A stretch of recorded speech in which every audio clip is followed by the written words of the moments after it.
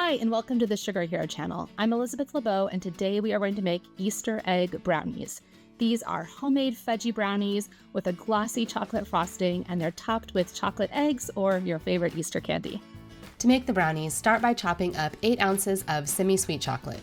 You want it to be in small pieces that are all about the same size so it melts evenly.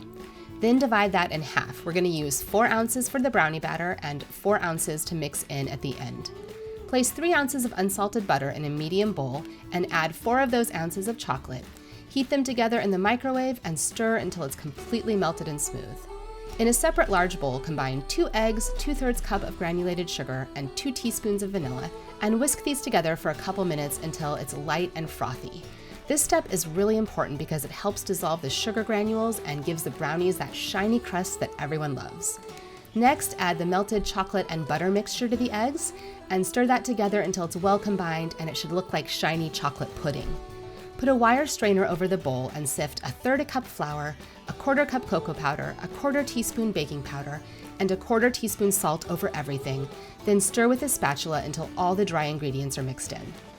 Finally, add the remaining chocolate chunks to the brownie batter and stir those in as well.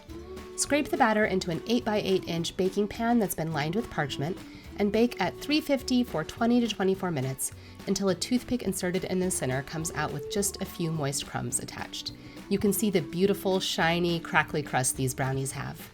Once they're out of the oven, let them cool completely while you make the frosting. For the frosting, place 2 ounces of butter in a large bowl and melt it in the microwave.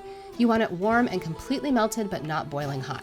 Add an ounce of cocoa powder and whisk until it's very shiny and smooth and you can't see any lumps of cocoa. Add 3 tablespoons of milk, 1/4 teaspoon salt, and 1 teaspoon of vanilla, and whisk those in as well. Finally, add 2 cups of powdered sugar and whisk that in until it's completely smooth.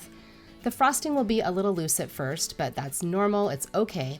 You want to use it right away because it does firm up as it cools down and it won't spread as smoothly and easily. So scrape the frosting out onto the cooled brownies and spread it over the top in an even layer.